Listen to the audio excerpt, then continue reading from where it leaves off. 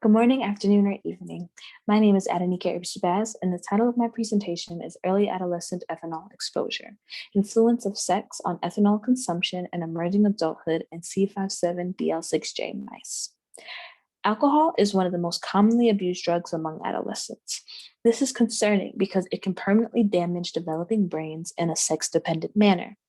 The purpose of this study was to determine these sex-based differences in ethanol consumption and depressive-like behavior in emerging adulthood following ethanol exposure during early adolescence.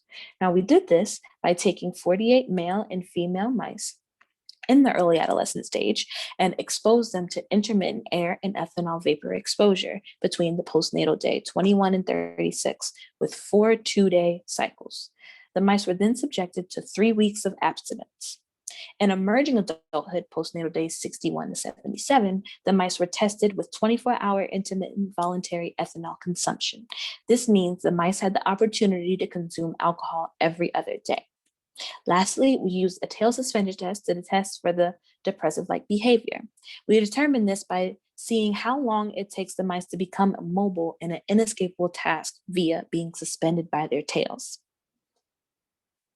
Now, this first figure I'm showing you shows that the ethanol exposure during adolescence did not change the ethanol consumption in emerging adulthood, but we did see that the females overall drank more ethanol than the males. Next, we analyzed the weight and diet consumption of each group. We saw that the ethanol exposure decreased both the weight and the diet consumed in both the males and the females, as seen here in the figures. Finally, we analyzed the tail suspension data for both the latency to immobility and the boli count. Decreased latency to become immobile and more fecal boli could be an indicator of more behavioral responsivity and a proxy for greater depressive-like behavior. In these results, we see that the female controls took longer to become immobile compared to the male controls, indicating a sex difference in effective responsivity in this task. That sex difference was not present in the ethanol-exposed mice, however. There was a similar trend for boli count, where females showed more effective behavior than the males. Currently, we are still analyzing videos for total time spent immobile and the influence of the stage of estrous cycle on ethanol consumption in the female mice.